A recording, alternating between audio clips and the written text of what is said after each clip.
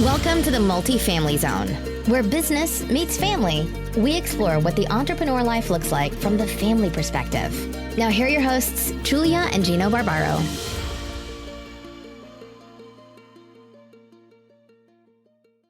Hey everyone, this is Julia Barbaro, host of the Multifamily Zone podcast. I am here with the co-founder of Jake and Gino, my husband and co-host, Gino Barbaro. Hi, Julia. Hey, how you doing? I'm good. I'm excited for today's podcast. We have a great show today. I'm going to jump right in, read their bios because they are two rock stars in the real estate space. And this is what the Multifamily Zone is all about, right? About spouses working together. So Jay and Carol Scott are entrepreneurs, investors, and the hosts of the Bigger Pockets Business Podcast.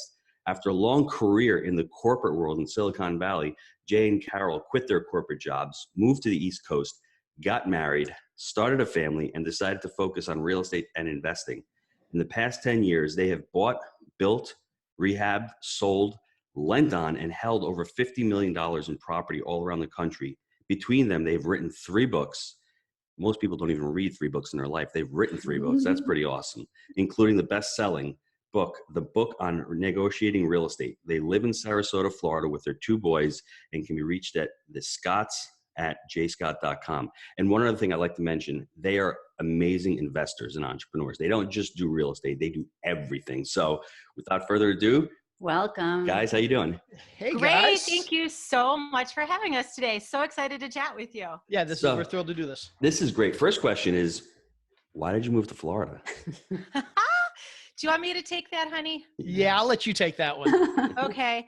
So I grew up in Buffalo, New York, and it was really, really, really cold, needless to say. And then after college, I moved down to Charlotte, and everywhere I'd always moved with my career, I made sure it was a sunny, warm place. When Jay and I moved back, when we got married and decided to move back to the East Coast, we chose Georgia because it was warm and sunny. But then it was time for our kids to go to school, and we wanted to put them in a really good school system. So we ended up going to a little town that was a commuter town, Washington, D.C., with an amazing school system. The deal is, though, I'm incredibly geographically challenged, apparently, because I was like, Maryland, that's south of the Mason-Dixon line. That's got to be warm and sunny. We landed there in November, and it was anything but warm and sunny. So I whined and whined like crazy for 5.5 years. And finally, Jay was like, okay, fine, let's just go somewhere. And Florida was never on our radar, but we just started talking about potential places, and this checked the boxes. There are great school systems, excellent real estate opportunities, a more laid back lifestyle than we were accustomed to. And we're like, let's just go for it. So I'm loving it. I'm not sure if Jay's loving it yet as much as I am, but I love it. I'm not hating it. So before I jump into like how you did it and all, I really want to know, it doesn't get worse than Buffalo. You get 7 feet of snow in October, and then you get torrential rains after. So it's anything after Buffalo. And I'm not hating on the Buffalo people. Buffalo's doing great this year. What are they, 6-2? But I mean, that is just not the climate to live in. I mean, you have 7 feet of snow in 3 days in October. Yes. And it then does that in May. It will do that all the way through. You don't see sunshine for like 7 months of the year. So that was not happening. And so I same waveling. Yeah. I feel it's your pain. hard. So Seasonal Jay, affective disorder is real. Why don't you like it? Why don't you not hate it? What's holding you back? Oh, I don't mind Florida. So when we moved to Maryland, we literally found a plot of land across the street. Like I could throw a baseball to my best friend's house. We've been best friends for 25 years and we built our dream house. And so I was living someplace in like literally a house that we designed and built to our own specifications, living across the street from my best friend for 25 years. So that's my biggest reason for this move being difficult is I left some friends, I left my family. My parents still live there. I left my dream house. But ultimately, this was a great move for the family. Carol's happy. The boys are happy. We're in a beautiful place. We have beautiful scenery, great weather, great schools. So I am most certainly not complaining. But if I act like I complain a little bit, she feels sorry for me, and she's really nice to me. It's really good leverage. I thought It's I all only did about the that. leverage. I thought I was the only one who did that. Is that? I'm not allowed to say that out loud, but It's okay. It's good No negotiating. No one heard that. I want to get into, I know the both of you work together, and I think that's always so fascinating. And I want to know the dynamics behind it. What are the challenges? And, everyone sees us and they think we have this perfect, loving relationship all the time. All the time. We never argue. Never, ever, ever.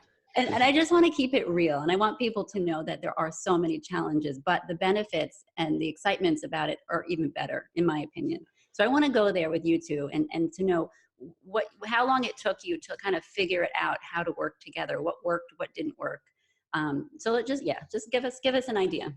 Yeah. Go ahead, Jay, you start. So yeah, we left our corporate jobs in 2008, moved back east. And we decided we were going to start a quote unquote lifestyle business. We didn't know what we were going to do. We had never done real estate before. We just knew that if we're going to raise a family, Carol was working 60 some hours a week, traveling 3.5 weeks a month for her job. I was working 60 some hours a week, traveling 2 weeks a month for my job. We just knew that wasn't conducive to having a family. And we wanted to be able to focus on a family. We wanted to have kids and not miss the soccer games and not miss the piano recitals and not miss the school functions. So basically we left our jobs with the sole goal of we'll figure out how to put family first and business second. And that was all we knew. We hadn't thought any further than that. Summer of 2008, we're waiting to get married. Our wedding was in August of 2008.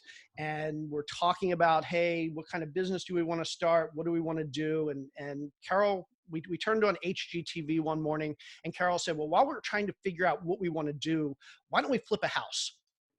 And in the meantime, neither of us had ever, we'd never swung a hammer. We'd never owned any real estate other than the personal residence we had just purchased in Atlanta because we were living in California, where of course to rent a shoebox was like $5,000 a month. And so that was never even a thing. But we're like, sure, let's flip a house. And then next thing you know, we're like, maybe we can actually turn this into something big. So it's August 2008, right? We get married on August 8th.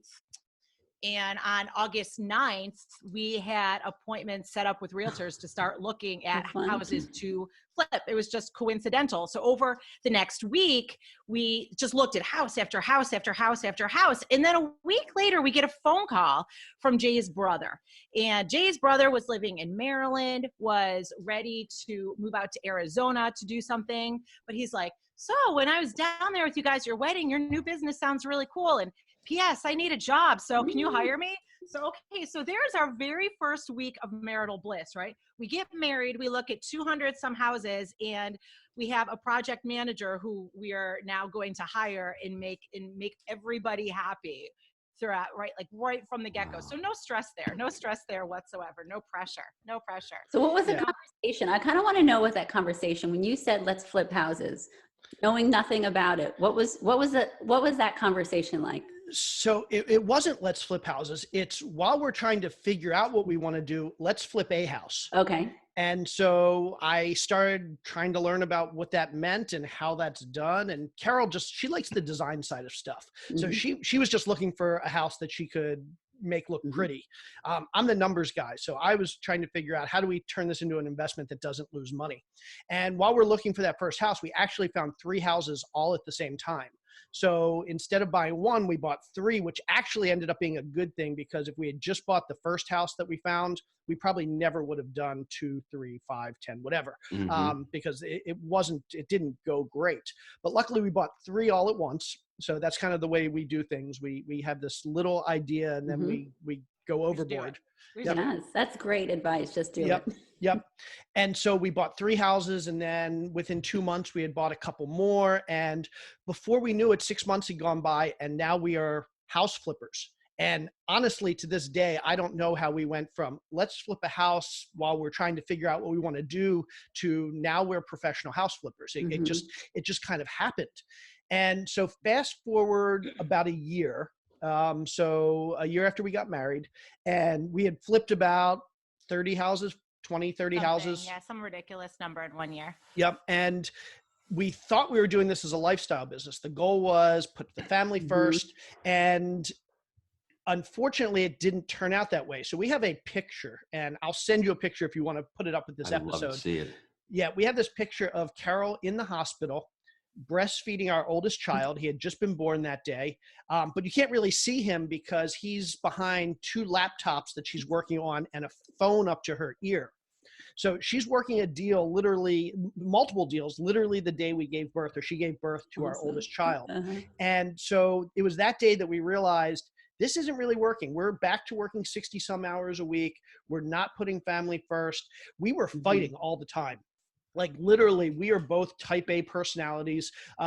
Every decision in the business, I thought I had the right answer. But I had the right answer. Yeah, whole first year, like Jay, you kind of glossed over this, and I'm glad you went there because I think this is really, really, really important for listeners to know. It's like one of those things when you go back, if you knew then what you know now, type of thing, right? That first year, it was not pretty. I mean, there were so many moving parts. Just like Jay said, he was completely alpha. He knows everything about everything. I'm completely alpha. I knew everything about everything, to the point where every single decision about every single house, we were on pretty much polar opposite ends of the spectrum, but we would sit there and fight tooth and nail over who was right, even though neither of us honestly had any idea what we were doing. I mean, we had just started. Who were we to think we were both experts? Neither of us knew anything, but it was really bad. And in addition to that, in addition to just all the disagreements at the houses themselves, we also physically, in our physical workspace, were not set up. And going back to what we know now that we did not know back then, we had this big office space in our basement. So we're like, oh, this is so cute. We're married and we're going to have a business. So let's set up our lovely little office together.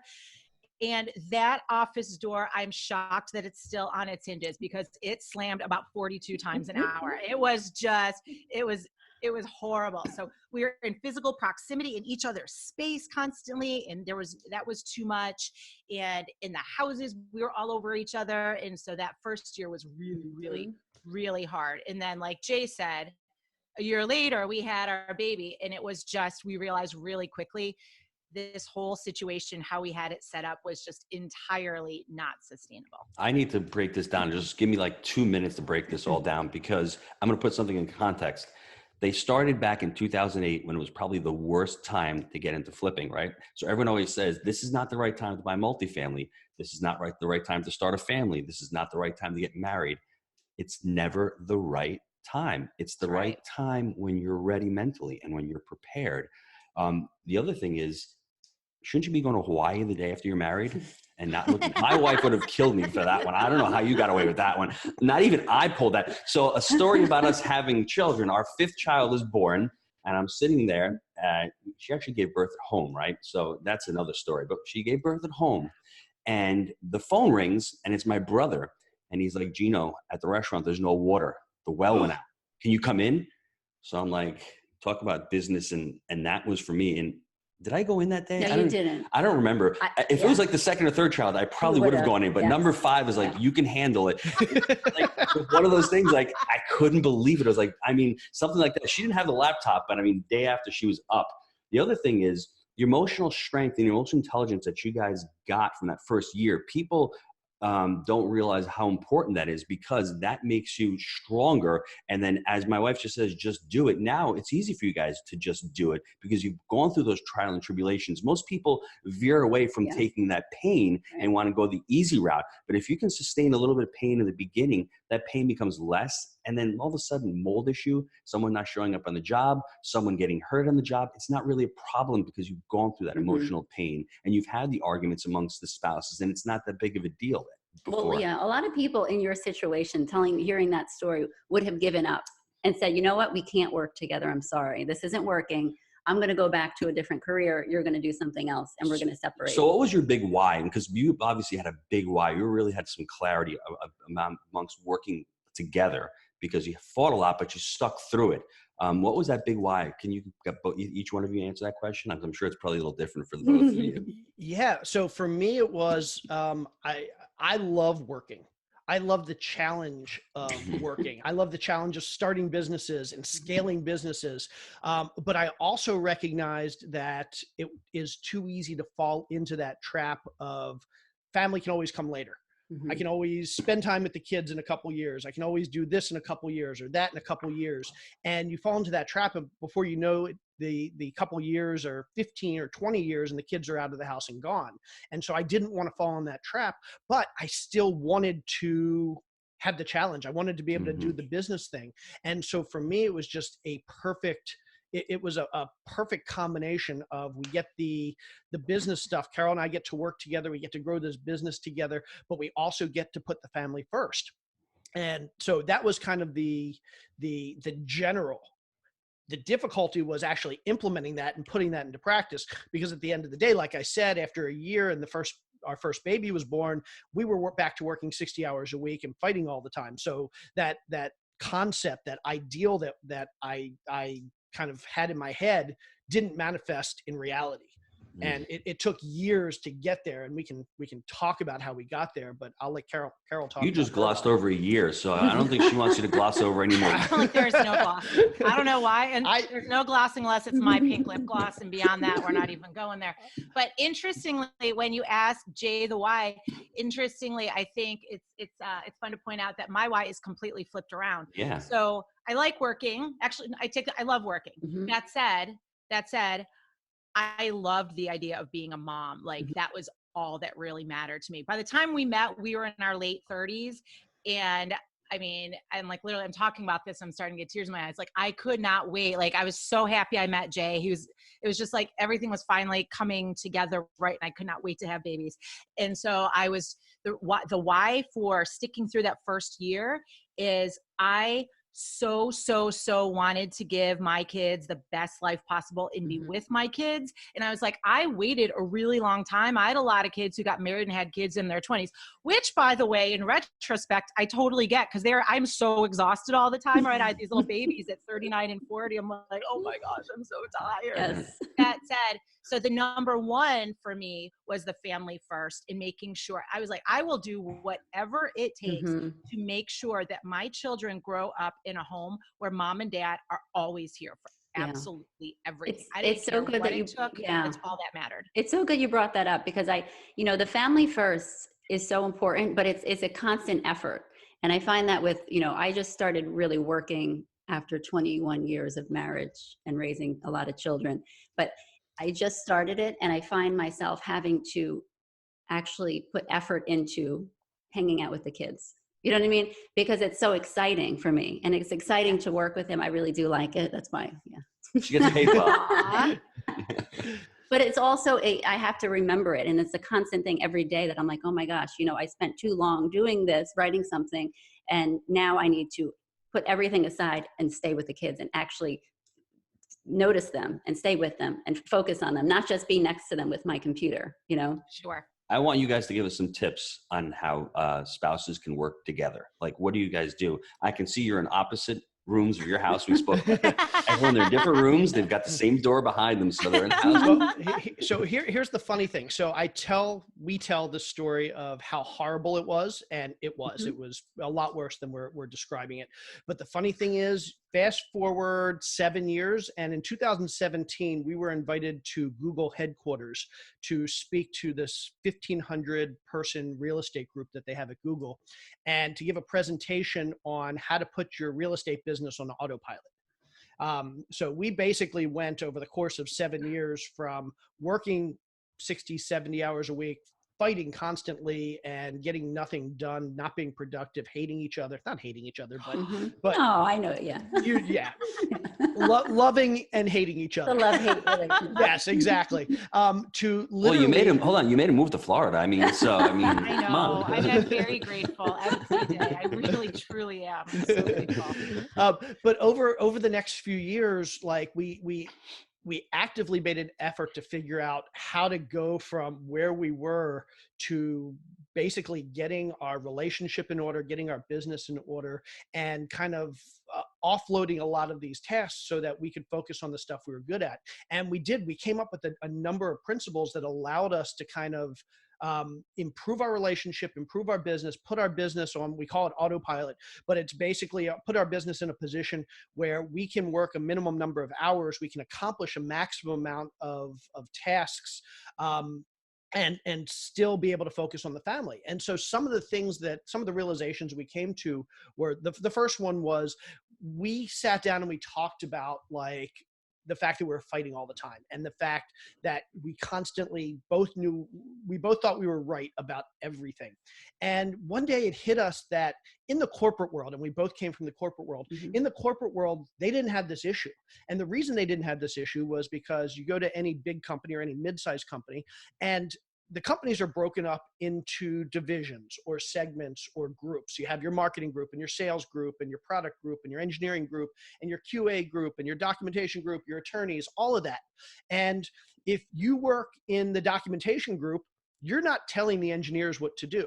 If you're a marketing person, you're not telling the attorney what to do, because you have your lane, you have your stuff that you're focused on and that you're responsible for, that you make decisions for. Nobody tells you what to do. You don't tell somebody else what to do. You collaborate, but ultimately the piece you own is the piece you make decisions for.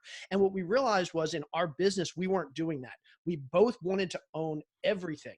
And the minute we realized that, hey, wait a second, we can break up this division of responsibilities. Carol has some tremendous skills in areas that I don't. I have some tremendous skills in areas she doesn't. So if we can break up, if we can create this division of responsibilities and say, hey, I trust you with all the stuff that you're great at, and she trusts me with all the stuff I'm great at. And then we can kind of go off and we can each take responsibility for those things. So ultimately we broke our business up into 4 pieces. And I'm not telling other people that they should break their business up into 4 pieces, but these were the right 4 pieces for us. For us, it was acquisition of houses, because we were focused on flipping at the time. So it was acquisition of houses was the first big thing. So going out, finding houses, getting them under contract, getting them closed. The second piece was all the rehab stuff. So basically from the day you purchase a property to the day it's rehabbed and ready to go back on the market. That's the second piece. Third piece was the disposition of property. So the day that it's ready to go back on market to the day that the house is sold and you collect your check. And then the fourth piece is the fundraising. So throughout all of it, you need capital to be able to do all this. So those were the 4 pieces. And what we realized was Carol was really good at dealing with other people. She was really good at the marketing. She was really good at the negotiating. So it made sense for her to say, I'm going to take all the acquisition stuff, and I'm going to take all the disposition stuff, because that's selling and negotiating and listing houses and staging houses and talking to agents. I'm the introvert that's really good with spreadsheets. So for me, it was dealing with all the numbers, doing the rehab piece of it, and then doing the fundraising, because I'm good at the numbers. So the day we realized that we should divide up our business like this was the day we essentially stopped fighting, because I said to her, anything that has to do with acquisition or disposition, as much as I might not like the decisions you're going to make, you have the authority to make them. And I'm not going to question.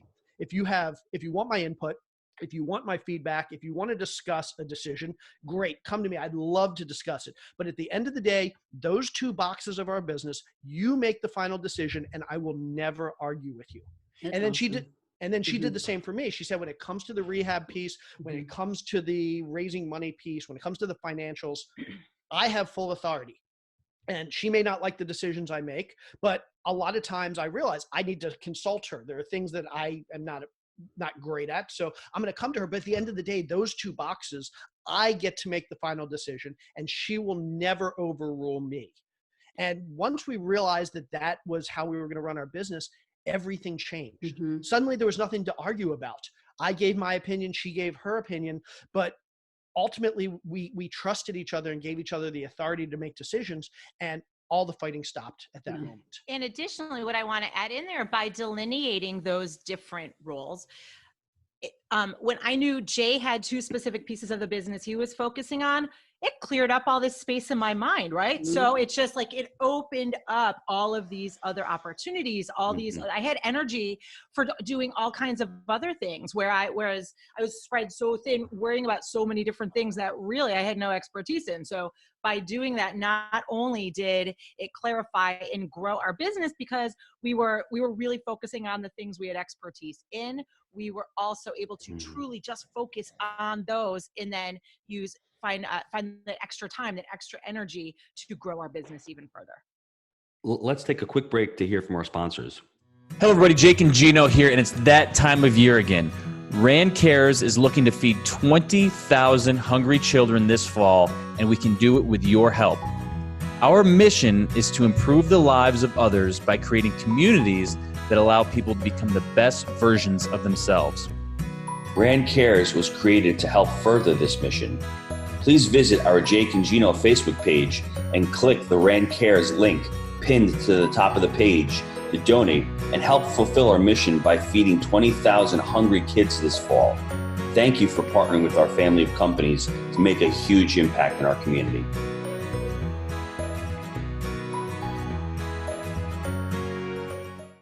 There's a lot of golden nuggets there. I have to dive into that for a second. Can I just say one thing first? Yes, you okay. can. I want to know how your relationship changed after that, your personal relationship.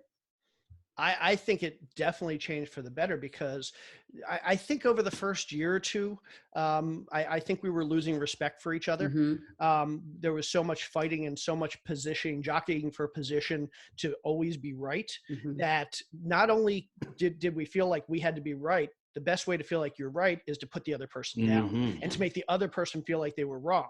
And while I don't think I ever thought of Carol as less or as a bad decision or inferior or a bad decision maker, any of that. When you say those things out loud enough times, your brain starts to believe them. Mm-hmm. And so I'm sure to some degree, I was thinking of Carol as being inferior. Mm-hmm. She was probably thinking of me as being inferior. And even if that's not, you can't keep that in the business. You can't separate personal and business to that degree. So all these problems we were having 8 hours a day while we were doing this business, I'm positive we're rolling over into our personal life, and these feelings, these negative feelings towards each other, were definitely impacting our personal life. Yeah. So once we were able to really, again, back to, I think it's almost similar to the last thing I was talking about with having that mind space to really be able to focus on those things. Once Jay was really focusing on those things that I guess I intuitively knew he was good at, but before we started having a business together, I guess I didn't really know how good he was at those things. I was like, my God, you're a friggin' rock star, right? So it's just, it goes from being like, we're business partners and, we're just like kind of plugging along trying to figure this out, but you're wrong half the time. So that's ridiculous too. Oh my gosh, you've like achieved rock star status because these things that you are so good at, wow, I should have stepped out of the way a long time ago because you are like rocking this whole situation. So it helped so much. It was really cool. I love to hear that. Likewise. So there's a lot of things there. So the first thing is the awareness piece. You need to be aware. If you're not aware and you're not conscious of how you're treating the other person, that's a problem. The second thing is you both have the I'm a mentality. When you're entrepreneurs, I'm gonna do this, I'm gonna do that. And that's how you have to do it in the beginning. You have to bootstrap everything. But as you grow as a person, every business needs three things. It's people, systems, and culture. Write that down. But in the beginning, it's yourself. But as you grow, those three things are really important. Another thing I think everybody should ask out there, as you are as an entrepreneur, David Finkel told me this on another podcast, ask this simple question. Hey, what do you think about that? You should ask your spouse that. What do you think about that? And that opens up the conversation. And even to an employee, to empower them to answer that question, you may know the answer, but you may get a better answer from the other person. So that's part of being a leader. And hey, Jewel, what do you think about that? I should ask you that question more also. And I want to go back to those 4 steps because it's important. I want everyone to write this down. The 4 steps are the acquisition, because Jay, you had this in one of your books. I remember reading it. This was in one of your books. And this is in real estate, whether it's multifamily, whether it's single family. The first one is acquisition, breaking it up. The second one is the rehab piece. The third one is, I call it the raise or us getting capital.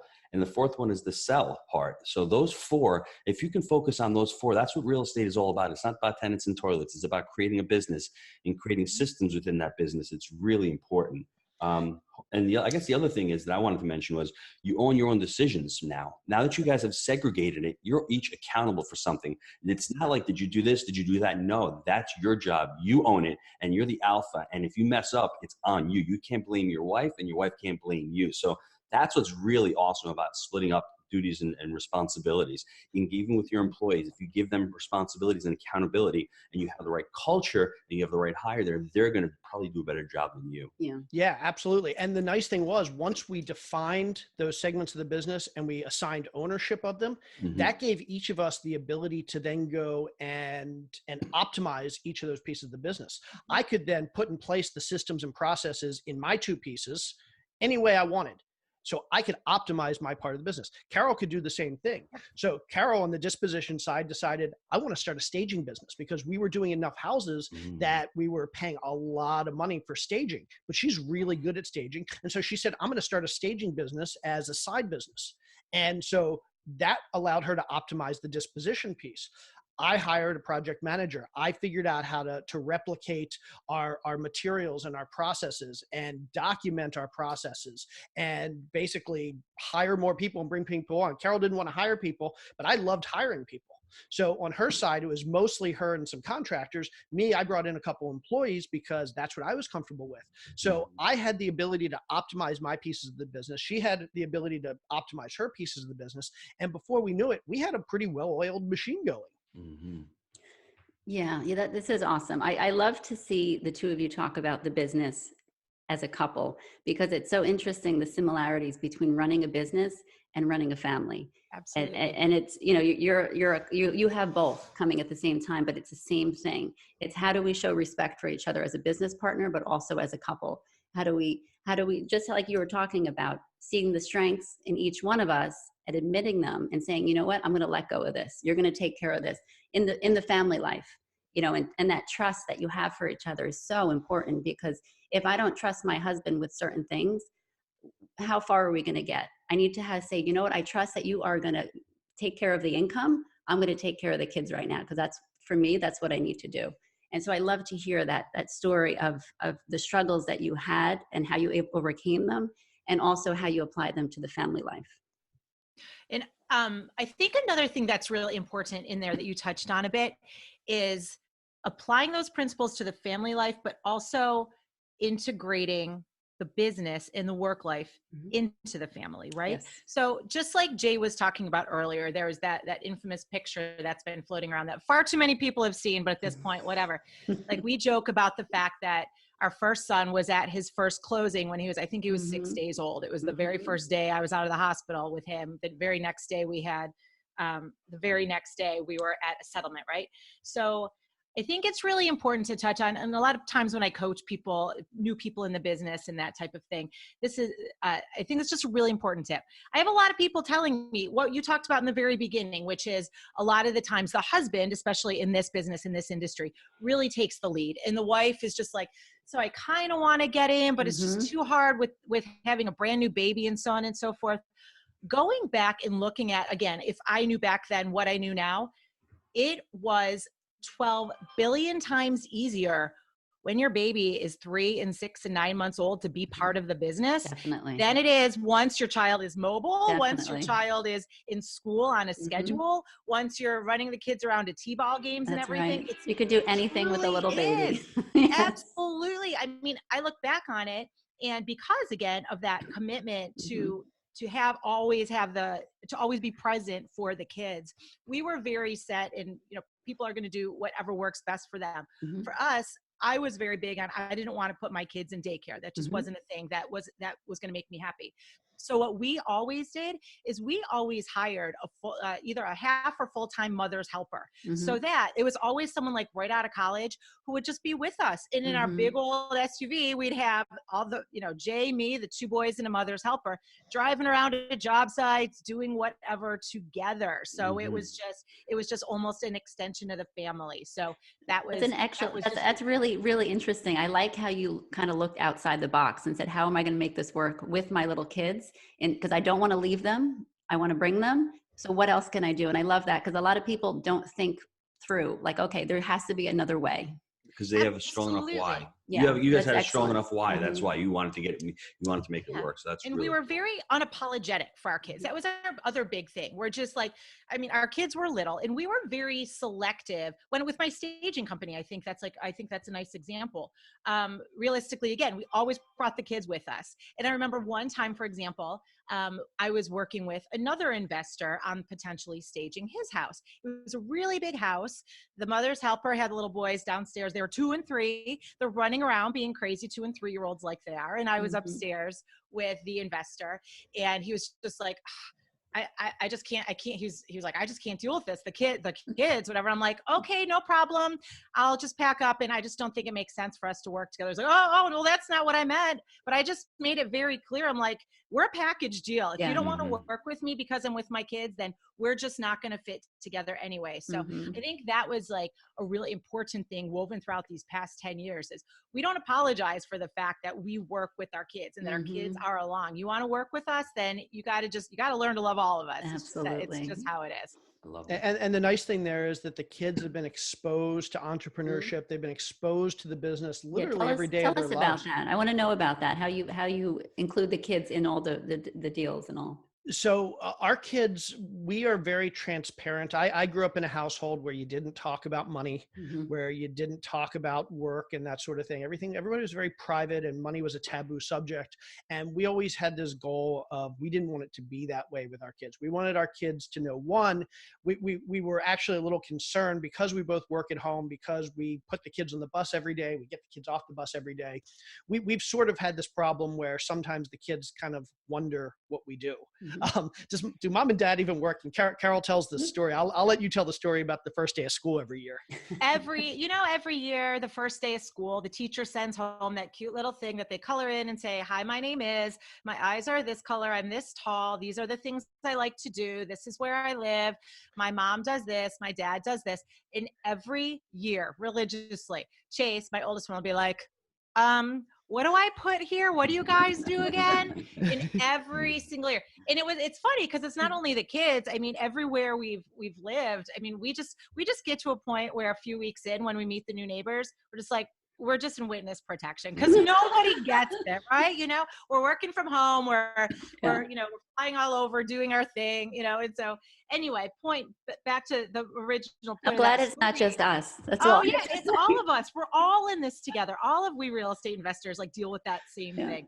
And I think it's one of those things that if you're not an entrepreneur and you look at your lives or our lives or anybody's lives in this business, it's kind of like, oh, so you don't really work. You just kind of spend your time doing stuff and make lots of money. And you're basically a trust fund kid who, must be nice to be you. And like, they don't realize the struggle is real. Seriously. We're working longer hours than most people. Absolutely. But again, and I know, I suspect most of your guests tell you the same exact thing. We're working a lot of hours, but we select those hours so that we can be present for the kids. I mean, very fortunately, Jay and I talk about the fact that I am the biggest, not the biggest early bird, but I'm up crazy early in the morning and he's up crazy late at night just because even before we were married, those are our natural schedules. So I will get a ton of work done before anybody in my family is even awake. Jay will get a ton of work done after everybody else goes to sleep. And that works out just fine for us. I mean, again, I'm going to go back to my staging company in Atlanta. Again, it was all about getting creative. I found some contractors, some movers who are perfectly happy to meet me over at a warehouse at 5:30 in the morning and get stuff loaded into the truck and dumped off at whatever house the staging was going into. So that was literally completely done by 7 a.m. and my babies woke up at 7:30. So it's fine, right? You just have to be really creative. Time to make that happen. That's great advice. What's in the store for the future for you guys? So we both have some exciting stuff going on. After working together for 10 years, Carol, so for 10 years, it's basically, and I know Matt and Liz on your episode a few weeks ago kind of made this comment, and I'm sure you guys are the same and we're the same, and most couples like all of us are the same, where one person is generally responsible for the money and is secondary for the household, involved, but not like responsible, in charge, make the highest level decisions. And then one person's responsible kind of for the household and secondarily for the money. And it's always been kind of, I'm the money person, Carol's the household person, even though we both obviously are tremendously involved in the other. And I think I'm speaking for Carol here, and I apologize. But Carol's always been one of those people that she's had the high-powered corporate jobs, and she's flown on the corporate jet. And I think the last 10 years has been difficult on her, kind of taking a back seat when it comes to the money thing and the working thing. But it was a decision that she's always wanted to make, and it's the right decision. But I think after 10 years, I think she finally has gotten to the point where she's realized the kids are old enough to kind of have some autonomy and are somewhat self-sufficient, and they don't really want as much to do with us anymore. And so Carol finally decided about a month or two ago that she was ready to kind of launch her own entrepreneurial venture, independent of me as well. I mean, I'm helping out, but this is kind of her first solo business venture since we left our jobs. And I guess I'll let you talk about Carol. I'm sorry. Probably should have let you tell that story. It was a good intro. That was a good intro. Leading up to that. No, essentially, I started a new brokerage. It's called Scott Silver Concierge Realty, and it's really just taking all of the things that we have done in our business over the past 10 years and in building a retail brokerage that focuses on all these homes in Florida that are 30 years old, and they're structurally as sound as can be, but they still have mauve carpet and soffits for miles and all kinds of crazy Florida architecture that's incredibly outdated. So what our brokerage does is help manage the rehab for those people before their houses go on the market, so it takes all the time and stress and just frustration out of doing all those things before your house is sold. So it's like we literally just launched this over the past month. We hired a couple people already and having so much fun with it. But then it just semi-coincidentally, but it just all works itself out together. Even though it is my own entrepreneurial venture, Jay and I, we're working through all the details of this, and we're talking about the fact that in order to serve all of these clients in the best light possible, we have to have the very best contractors lined up and really be able to make that happen. So Jay, go ahead, Jay, what are you doing? So I'm not ready to announce what I'm doing yet, but basically I am starting my own entrepreneurial venture that is related to service-based businesses. So basically contract type businesses. So I want to start a business that's kind of on the service side, the contractor side. And I want to have everything ironed out before we kind of announce the details. But basically my side of the business is going to support Carol's side of the business. Carol's business is going to support my business. So I think ultimately in a year or two, we're going to find that we're essentially working together again. Despite our efforts not to.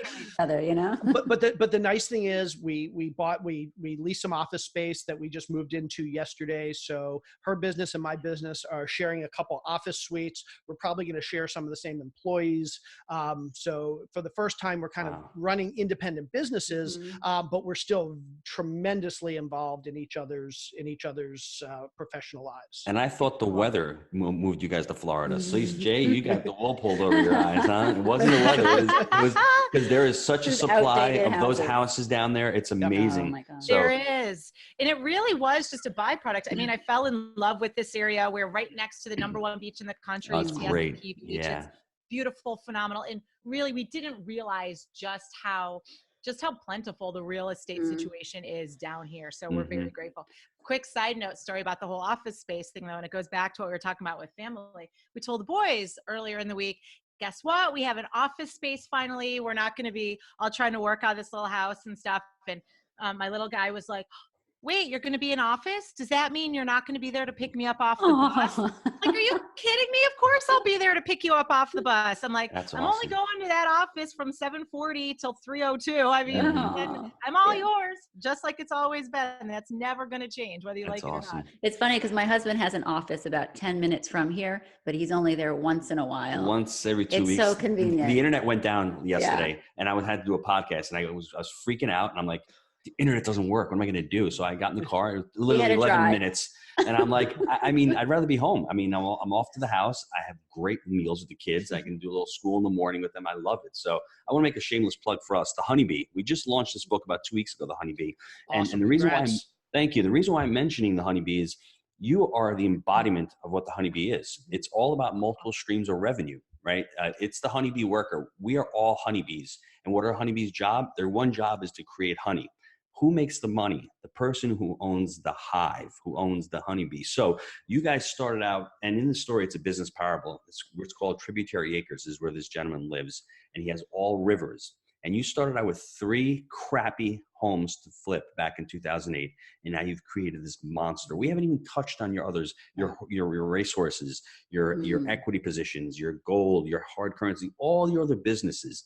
And it starts from the beginning, from a little entity with 3 houses, and it starts spawning. And what's amazing about it, we call it multifaceted, because if you think about it, you have a fix and flip business. You're buying homes, you're using your license, you guys are probably lending money, you're probably taking money, you're starting a staging business, now you're actually starting a rehab company. They're all interconnected, they're all symbiotic, they all work beautifully. You do education, you have media, so you are the embodiment of the honeybee. So I'm really proud of what you guys are doing, and you haven't even gone into, you haven't even scratched the surface of what you guys have done. So it's an amazing story. How can people get a hold of you?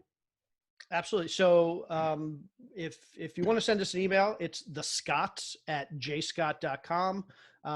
Carol, go for it.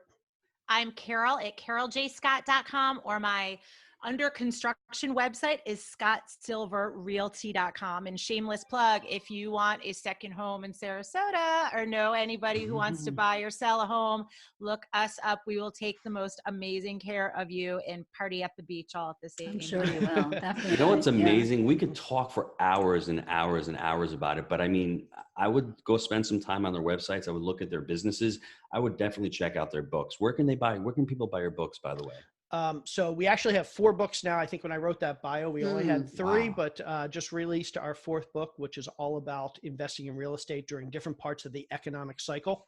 And so all our books are available on Amazon, in bookstores, Barnes and Noble, or our publisher is Bigger Pockets. So if you go to biggerpockets.com/store, that's their bookstore. You can get them there as well. That's awesome. Thanks. We just want to thank you both for being on the show, and hopefully we'll get to see each other real soon. We're right across the Panhandle on St. Augustine. So looking forward to reconnecting in the future.